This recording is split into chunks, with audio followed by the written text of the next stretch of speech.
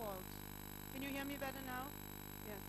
So I'm going to start again. I think most of us who are in this room are here because of the two great novels Tolstoy wrote, War and Peace and Anna Karenina.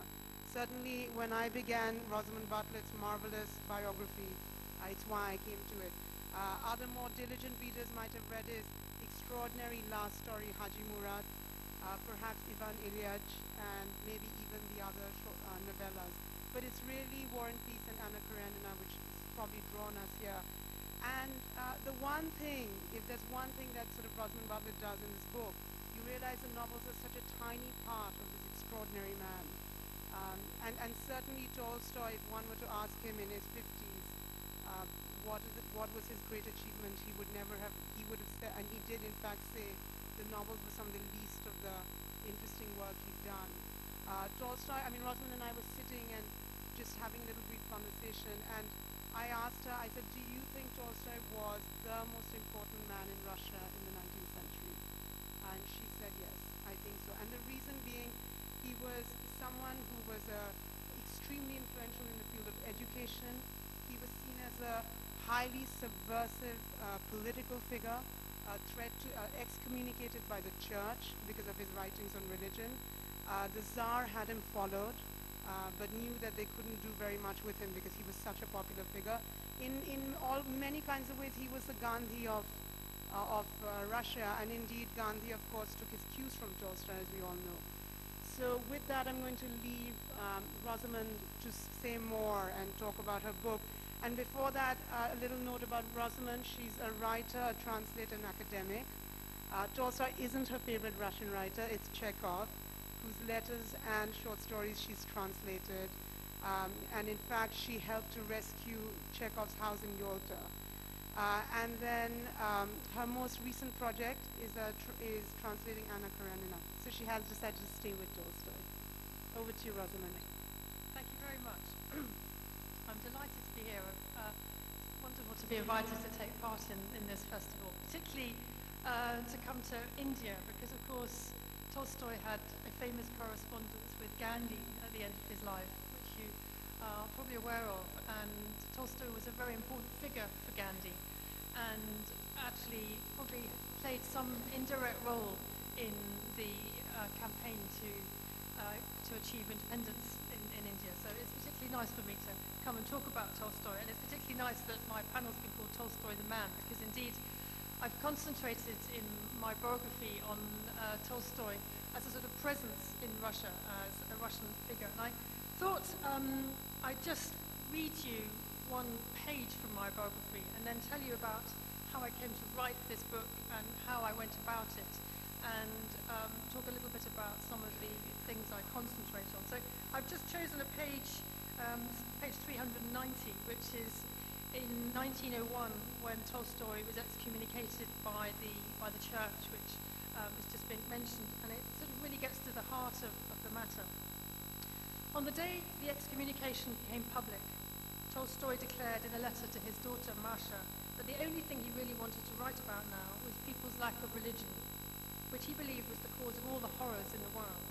He was far more serious about living in accordance with Christian principles than the majority of those in his class, and he believed in God more than most, so there was an irony in the church excommunicating someone with such deeply held, if unorthodox, Christian views. He had been oblivious to all the machinations earlier, so he just carried on writing outspoken polemical articles and letters of protest attacking the corruption of the church and the government, whose militarist policies it supported. From Sonia's diary, we learn that there was wonderful weather at the time of Tolstoy's excommunication, clear days and moonlit nights. She records how affectionate and passionate her husband suddenly became when the edict was published, and how his health and state of mind improved in the particularly festive atmosphere that prevailed at that time. She immediately wrote an impassioned letter to the Proctor of the Holy Synod and Metropolitan Antony to protest against the edict, then went back to knitting woolly hats for the orphanage. The Holy Synod marshalled its minions to send poison pan letters and death threats to Tolstoy when the excommunication was announced. But there were far more demonstrations, petitions, and ovations in his honor. The Tolstoy house in Moscow was immediately besieged with visitors wanting to take action and mounted police had to intervene when Tolstoy was mobbed by enthusiastic students who stopped him walking in the centre of the city on the day the excommunication was made public. Far from diminishing Tolstoy's stature, the Holy Synod's edict only enhanced it, particularly in view of the government's ban on the publication of all telegrams and expressions of support. The excommunication also intensified interest in Tolstoy's writings. People who'd never read him before started asking for his books in libraries, and Russians abroad were immediately questioned about him as soon as their nationality became known. Tolstoy was the conscience of the nation, and the excommunication was the most eloquent expression of the abyss separating the church from educated Russian society. In Moscow, as elsewhere, the intelligentsia saw the excommunication primarily as an act of political vengeance. Alexei Suvorin, editor of the newspaper New Times, quipped that Russia now had two Tsars. While Nicholas II was clearly unable to make Tolstoy's throne wobble, he observed, Tolstoy was destabilizing the entire Romanov dynasty. So that tells you something about Tolstoy's immense stature in 1901 towards the end of his life. I wasn't expecting to write a biography of Tolstoy, and when I started writing it, I had no preconceived ideas of how it would come out. It was a bit like writing a novel in a way. I had this sort of gnawing sense that I should write it. I originally wrote a biography of Chekhov, and when I was going to have lunch with my editor, my agent said, well, you know, your editor's going to ask what your next book is, and for some reason the word Tolstoy came out of my mouth, and I was a bit horrified, because you have to be fairly mad to take on a life of Russia's greatest writer.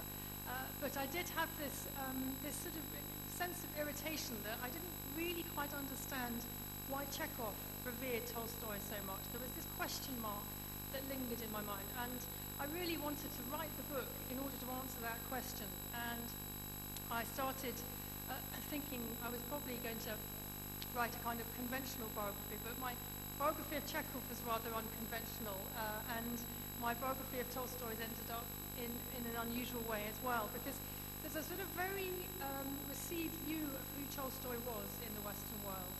As Chiki mentioned, you know, he's the author of War and Peace and Anna Karenina. That's already enough, isn't it? You know, he's one of the greatest authors the world has ever produced. But the more I went into his life, the more I realized that actually he was more than that. He had a life that was full of extraordinary events from the beginning right to the end. And he really did become the conscience of the nation. And that side of his life had not really been properly eliminated, for the simple reason that in the Soviet Union, his religious and spiritual legacy was very effectively suppressed.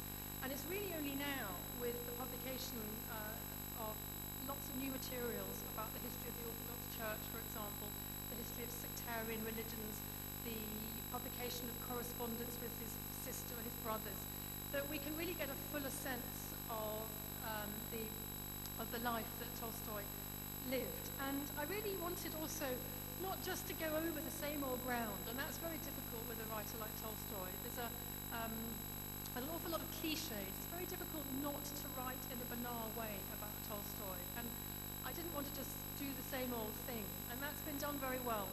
The previous biographer to me in English, A.M. Wilson, did an admirable job. He learned Russian in order to write his life. But my particular strength is as a specialist in Russian cultural history, and I wanted to put Tolstoy in the context of his life and times, and in the context of Russian society. And I really wanted to come up with an idea about who he was, and I thought, well, you know, you could just start writing, you know, with his birth and go on to his death, but I wanted to conceptualize it in a way. And when I was writing my biography of Chekhov, I was also translating his prose, and I think there's no better way for getting into the mind of someone than being engaged with their creative processes at the sort of micro level. And I've been engaged in trying to translate Anna Karenina for a while now. It's a big novel like Tolstoy's life.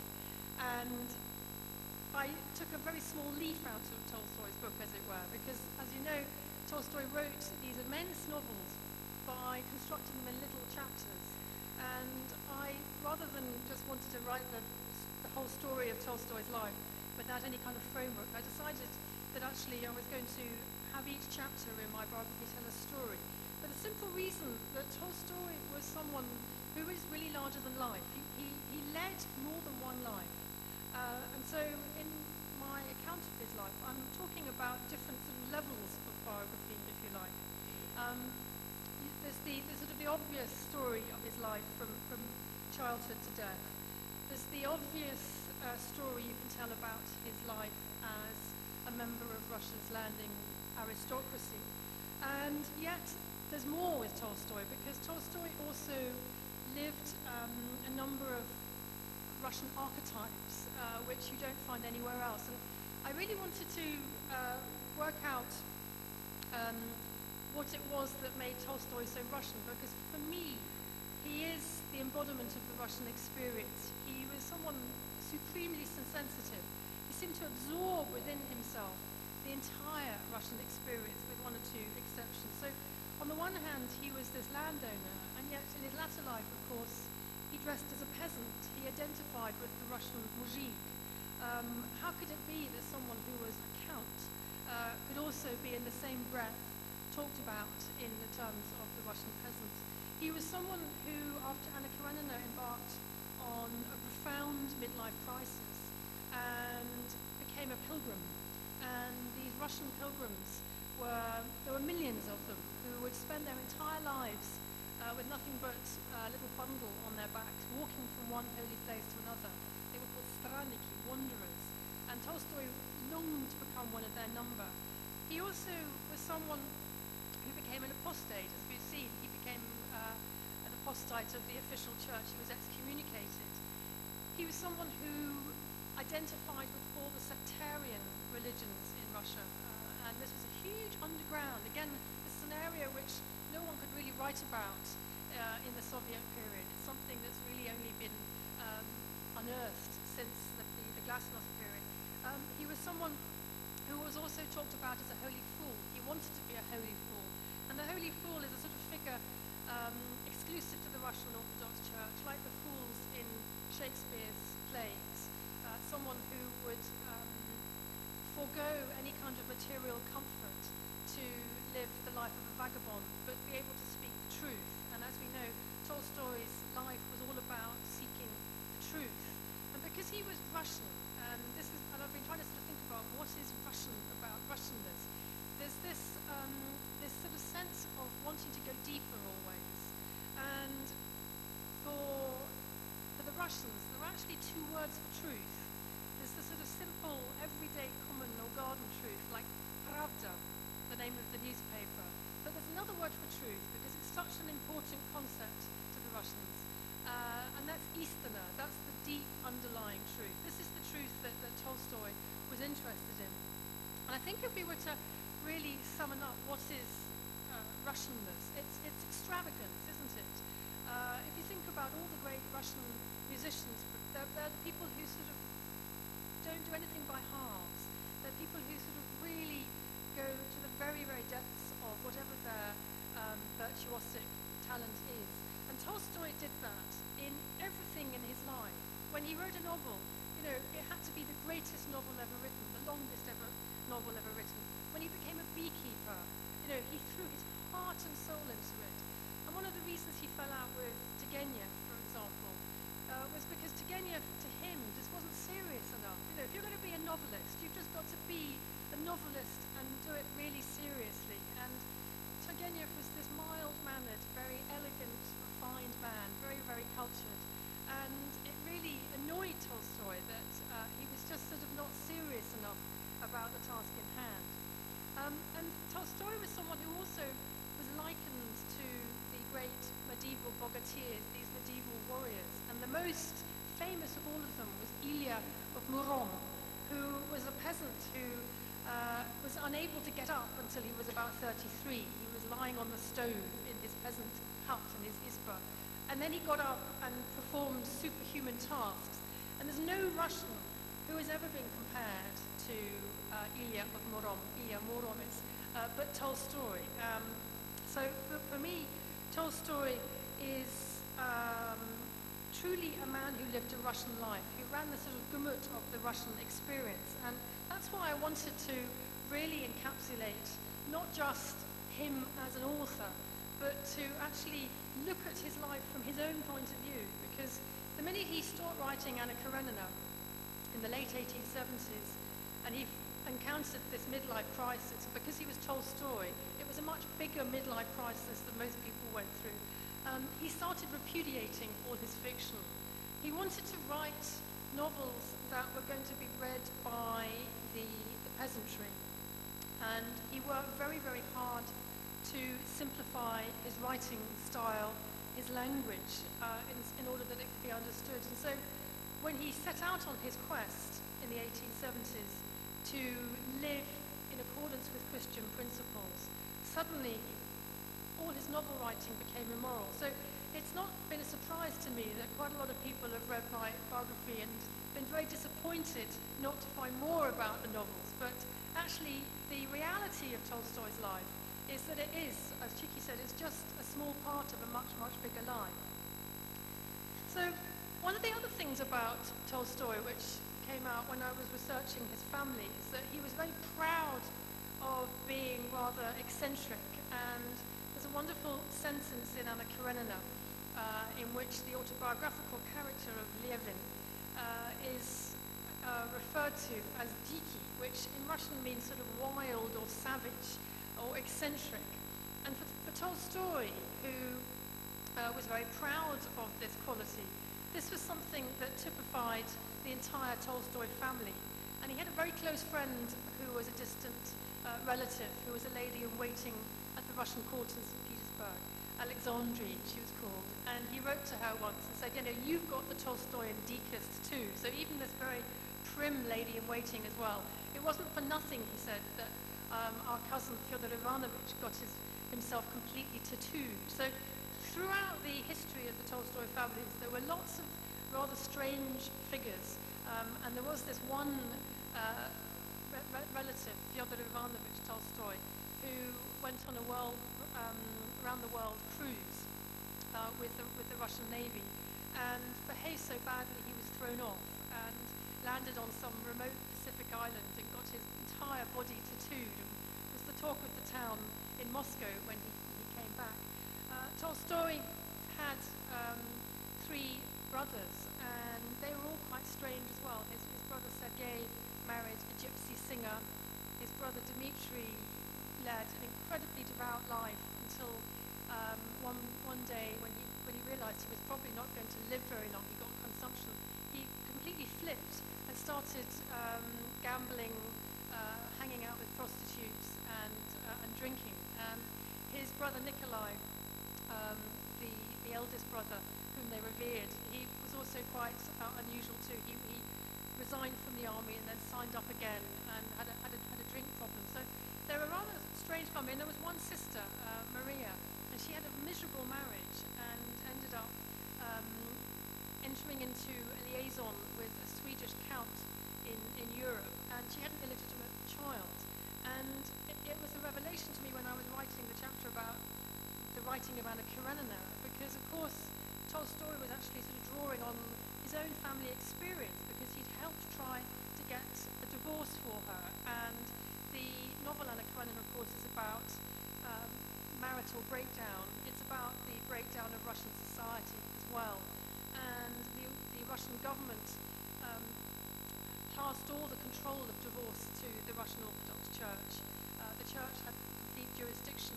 The state saw that domestic stability was a sort of sign of political stability. So in writing about sort of family breakdown, Tolstoy is beginning, like Dostoevsky in the 1870s, writing about the sort of collapse of Russian society, but he did have this personal experience.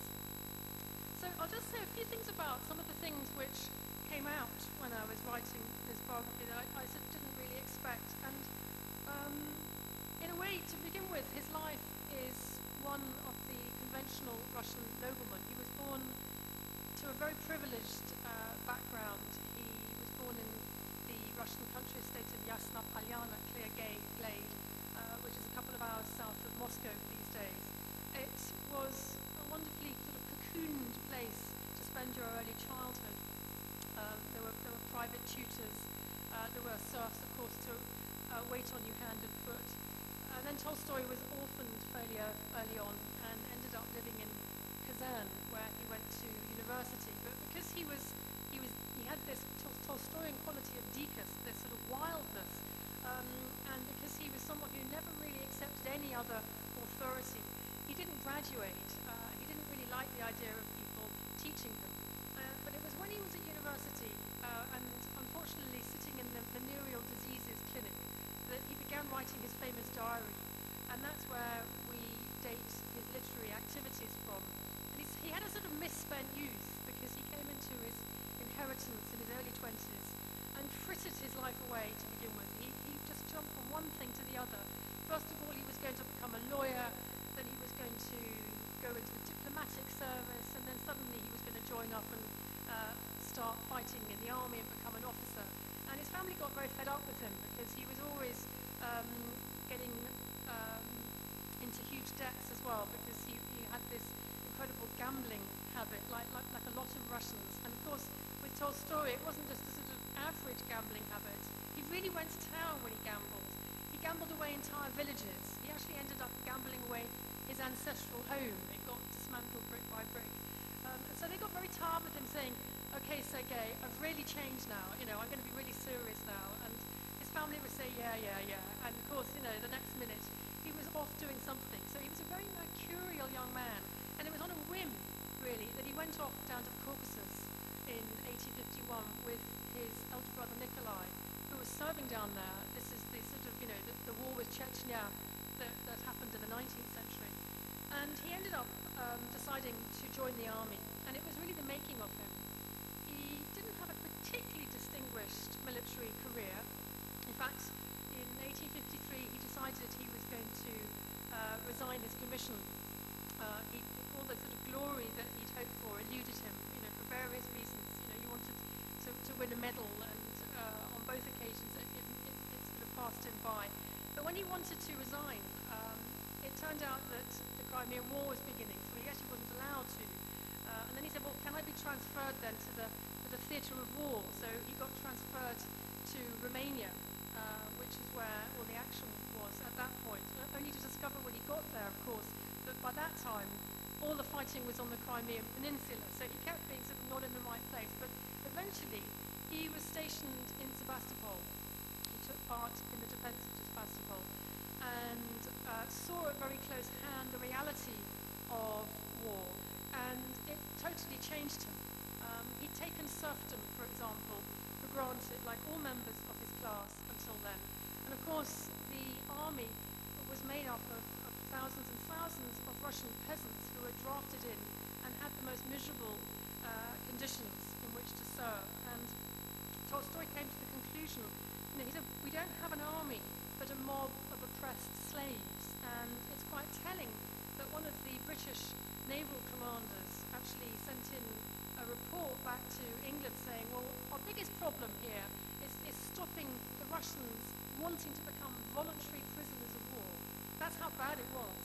That tells you a lot about the state of morale. And of course, the average Russian private, the average member of the infantry, was just regarded as cannon fodder. And this is the big problem, really, in Russia, that the ruling elite have regarded its population with total contempt. And that was the case with serfdom in the 19th century. It's pretty much the case now. And of course, when Tolstoy actually saw warfare at close hand too, it totally changed him into a pacifist. And so people have wanted to sort of divide Tolstoy into, Tolstoy the writer and Tolstoy the cranky religious thinker, but actually he's one person, because all of those ideas that he developed later on were born in the 1850s when he was serving in the Crimea. So he came back from that experience and was greeted as a sort of conquering hero, because he became a writer, a published writer, when he was serving in the Caucasus. He started writing an biographically inspired piece of fiction called Childhood, and was incensed when it was actually published as My Childhood, because of course he's not writing about himself, he's writing about childhood in a universal way. He also wrote some extraordinary pieces of reportage from the Crimean War, and was really one of the first great war correspondents. He writes in a very realistic way. People had never seen anything like that before. So he was seen as this sort of great hope in Russian literature. And when he arrived back in St. Petersburg too, he arrived at the beginning of the reign of Alexander II, who was the Tsar to introduce all the great reforms, including the abolition of serfdom. So he'd grown up in the times of Nicholas I, who was a very repressive Tsar indeed. And his concern had been with sort of military parades rather than real training for his army. So it was no surprise that the Crimean War was a total fiasco. But Tolstoy was such a sort of prickly character that he soon alienated all the literary community in St. Petersburg, and he became great friends with Turgenev at this point, but soon fell out with him, and ended up coming back to Yasna Polyana, wanting to try and free his serfs ahead of the Emancipation Act. But they were so poorly educated and so suspicious that they turned him down, because they thought that because he was a landowner, he was trying to swindle them. And they were so poorly educated, they didn't really understand that actually he was working on their behalf. And this is where his quest to work as an educator came in. And that was perhaps really the biggest revelation for me. I mean, I started writing the biography and doing my research, and I thought, well, I'll do the big chapter on War and Peace, and I'll do the big chapter on Anna Karenina. And I ended up writing a big chapter in the middle, which is about Tolstoy's work as a teacher and as the author of a very important ABC book.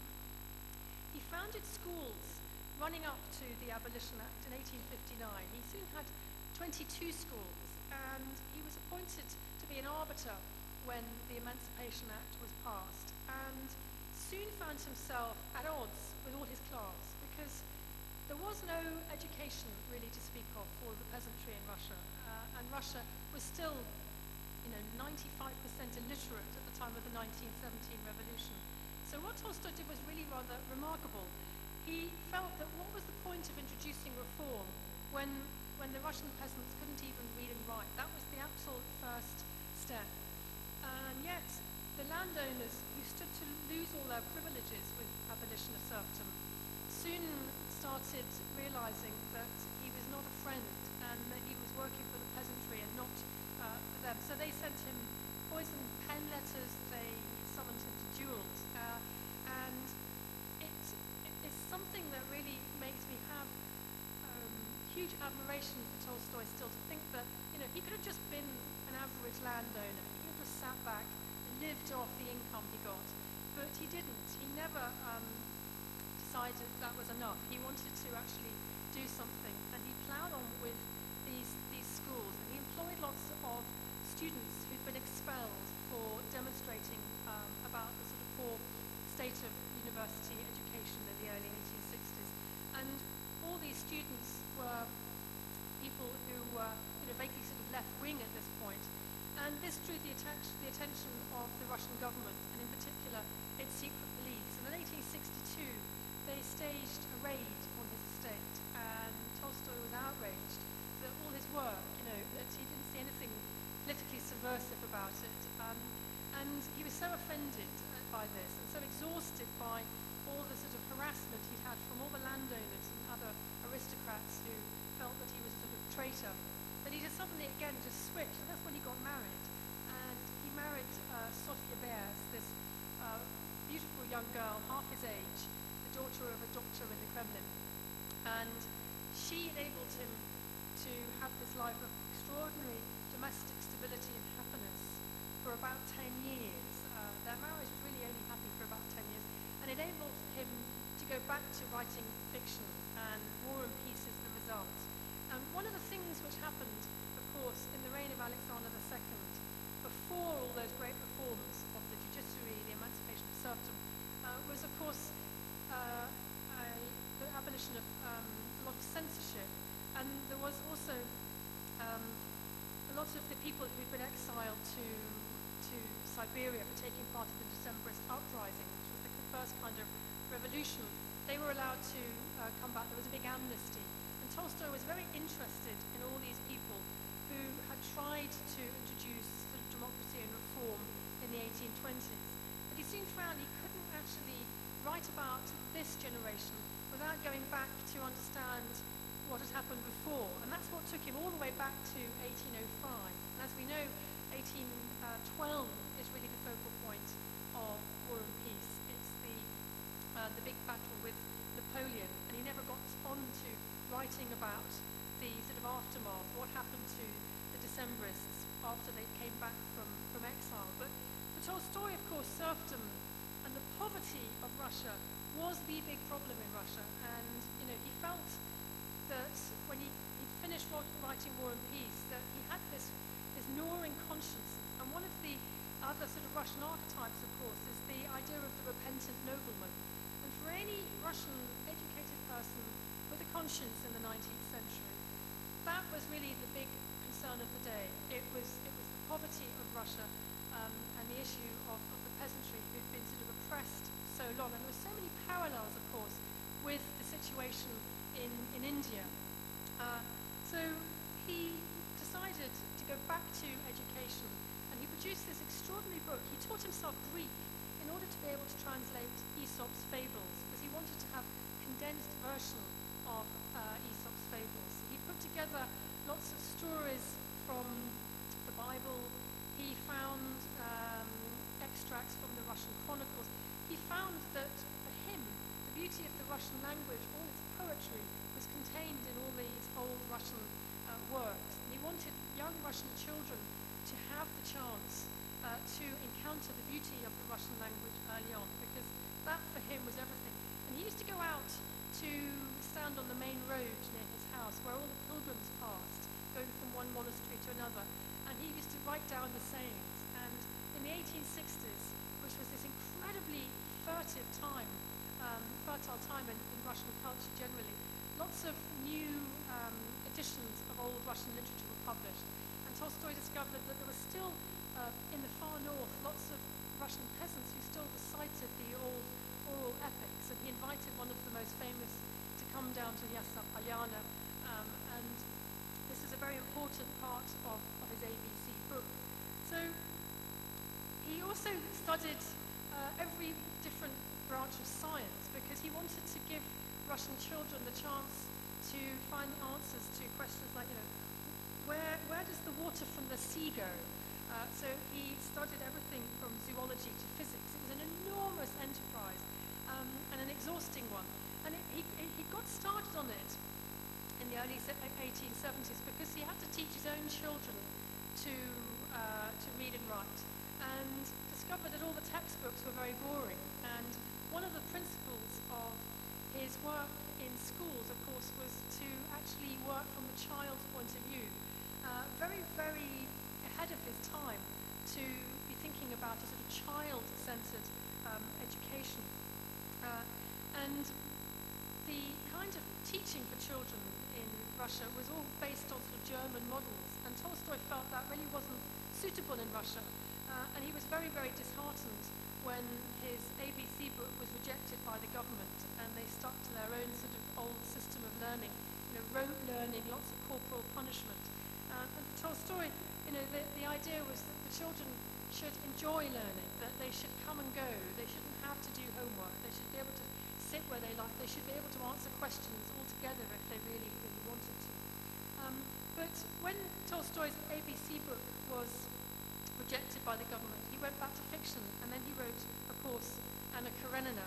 And the end of Anna Karenina contains some rather unpopular views about war, because Russia was entering war with Turkey at that point, and as you know, Vronsky ends up by enlisting. And you also have some sort of satire of evangelical fervour amongst the aristocracy. It gives you a hint as to what's going to happen next, because Tolstoy then embarks on the next 30 years of his life. So he spends more time in his life actually pursuing this quest to live a Christian life and to bring the government to heel than he does actually writing as a full-time novelist. And he begins begins by being a very devout Christian. He goes on pilgrimages himself to various Russian monasteries and is inspired by the way in which the Russian peasants found that religion was an indispensable part of their lives. And eventually he again makes a sort of very mercurial change, gives up his religious views and just decides that the church is one long series of lies, cruelty and deception, and is convinced that the church could not submit to political power. And really what Tolstoy did was to separate Christianity from the Orthodox Church. And the thing that really one has to understand about Tolstoy's attack on the church is that the Orthodox Church was a part of the Russian government. Peter the Great had abolished the patriarchate in the early 18th century and created something called the Holy Synod, which was run by a layperson. And as a result, the church had to follow state policy. It had to follow the Russian government when it went to war. It had to support violence, in other words. And for Tolstoy, that was really unacceptable. So he decided, of course, because he was Tolstoy and very thorough, he read a lot of very turgid works about Orthodox theology, which no one ever read. He found it an impenetrable mass of contradictions, and he said he completely understood why so many graduates of Russian seminaries became atheists. As you know, a lot of them became revolutionaries. Stalin was one of them. And for him, this study convinced him that the apostles had actually distorted Christ's teaching. So he set about translating the Gospels again, too. And he sort of reasoned that, well, since each of the four Gospels basically told the same story, that he could condense it into one. And what he did was to produce a text which had the original Greek, the Church Slavonic, which is a sort of archaic literary language, modern Russian version, and then his own version, which was in a sort of simplified Russian with lots of sort of colloquialisms, because he was hoping that peasants would read it. He also wrote a work of spiritual autobiography called Confession, and he produced this kind of tetralogy of works and set about trying then to become a preacher of this new kind of Christian faith, which involved jettisoning all the supernatural sides of Christianity and concentrating on the ethical sides of the Christian teaching. So he rejected Christ's divinity. Mary was an unmarried mother. She wasn't someone who was the Holy Virgin.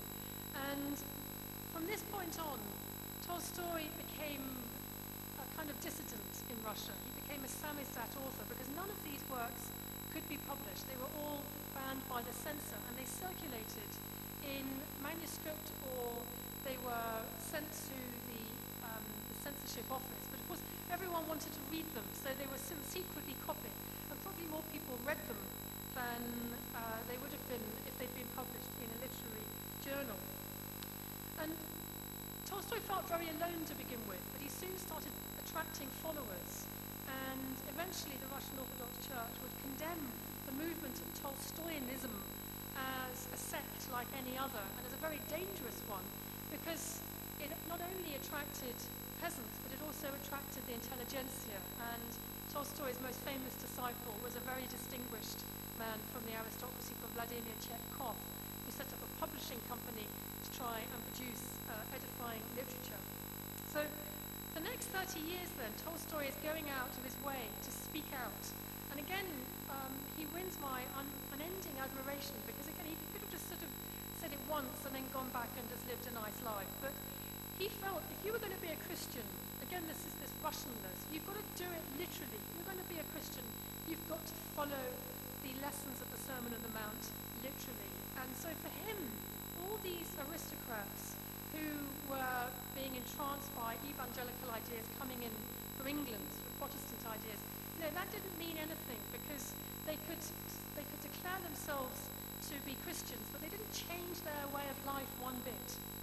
They still lived in sort of very nice surroundings, whereas Tolstoy just tried his best to live a Christian life. He started wearing peasant clothes.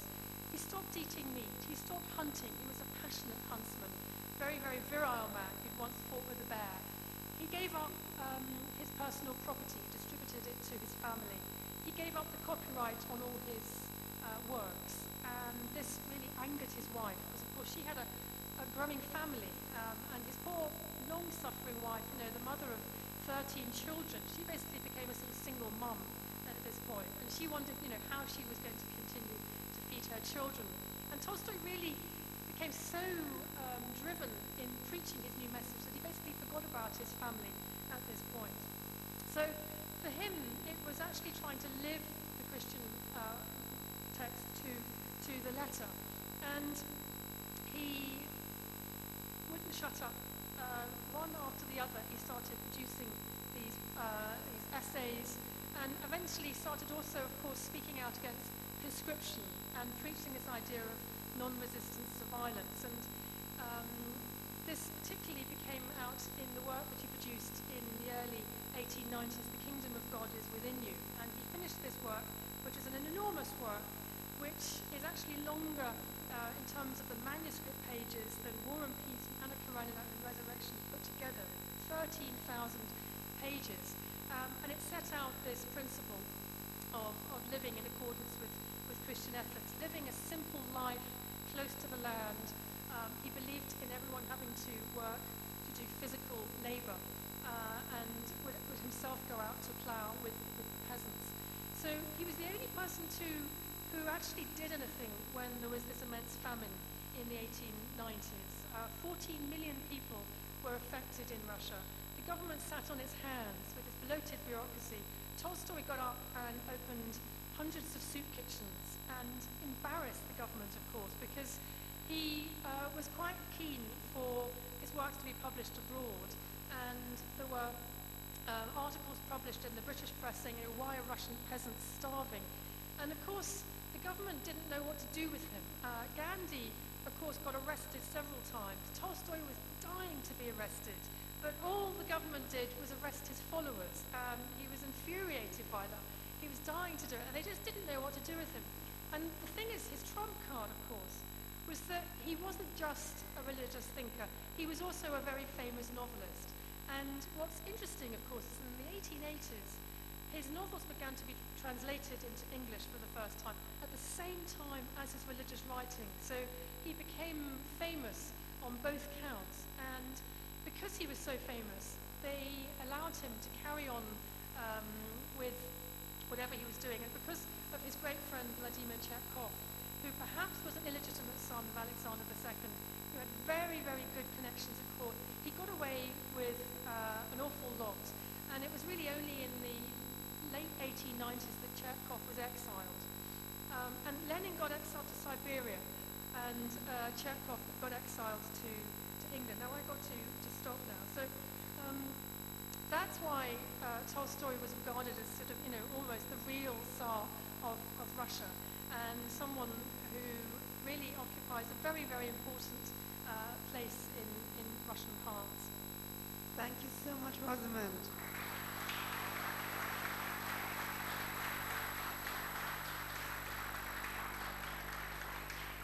And I can tell you that this is a fascinating talk, but Rosamund's book has more fascinating information, and it's brilliantly written. We're going to have question time now, but I'm going to start off with my question first, which is like a little thing that I get for sitting on the chair next to you.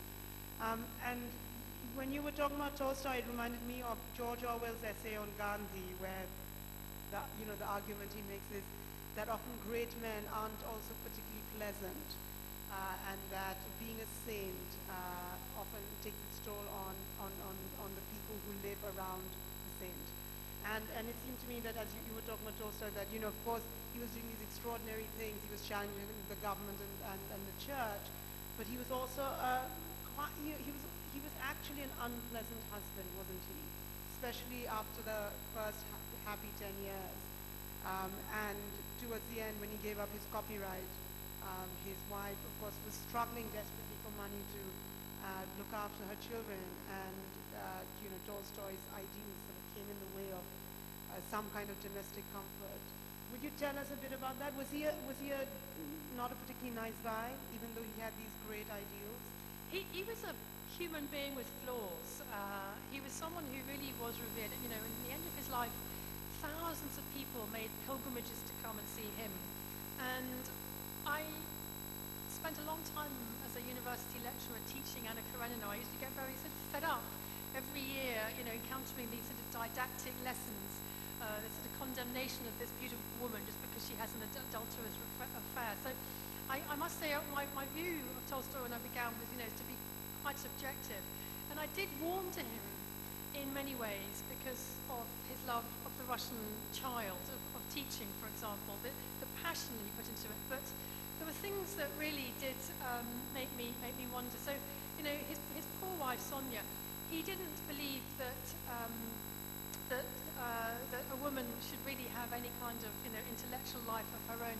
A woman was there to be a wife and to bear children. And Sonia had puerperal fever one time. She had peritonitis. She almost died on several occasions after giving birth. And she was stuck in Yasna Polyana. It was a beautiful estate, but she was stuck there for about 20 years of her marriage.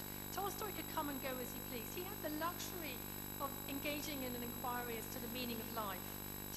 His wife never had that luxury. She was too busy sewing clothes for her children, feeding them, running the household. She was, you know, engaged in the day-to-day business of being a mother. And, you know, Tolstoy wouldn't hear of her not having any more children. And it got a bit much because, of course, he started also preaching celibacy, even within marriage. And he was still getting Sonia pregnant, even after he published that infamous book, The Kreutzer Sonata.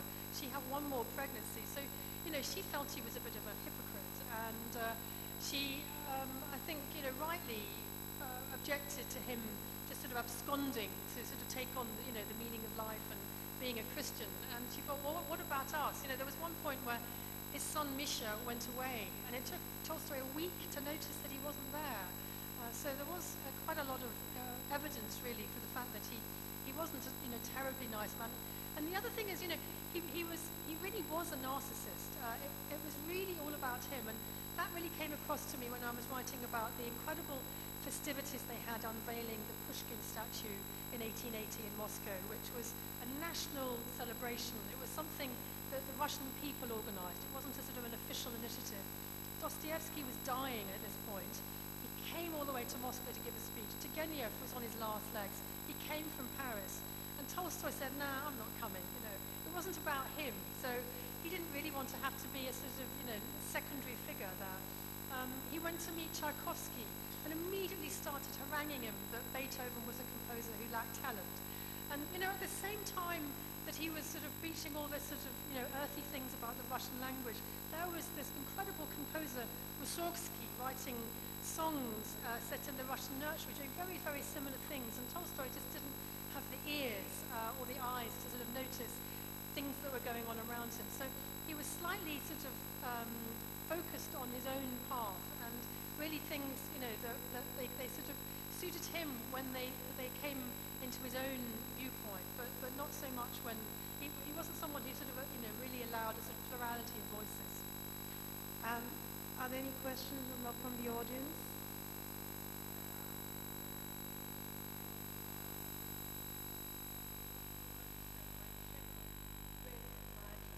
So against the face of this extraordinary egoistic man who loved humanity but really neglected his family, etc., etc., how did you come now to see how Chekhov really admired him? At what movement in that? What area in that? Why Chekhov admired him in the end? Yes, well, it was around about the time of the famine in particular. This is when Tolstoy's moral authority really became unassailable, and Chekhov's relationship with Tolstoy is a very interesting one because he was under huge influence of Tolstoy as a writer. Chekhov, like Tolstoy, used a very simple lexicon deliberately because he wanted to be comprehensible. There was a big influence there.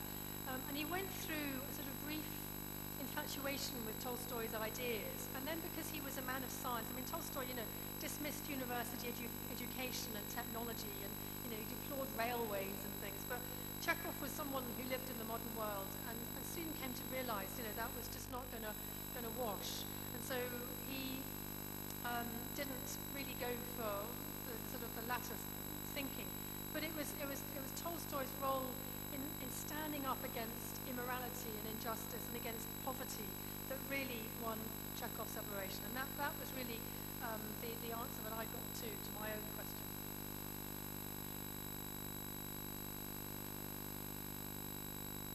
Thank you for this book, which I read in English and French, and I hope it will be translated into French very soon.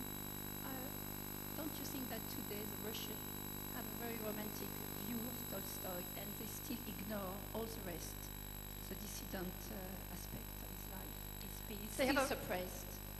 He's sorry? It is still suppressed, yes. Well, I'd like to say just a few words, because I've got one chapter in my biography which is actually not about Tolstoy, it's about the sort of afterlife, which is what happened to his legacy after 1917.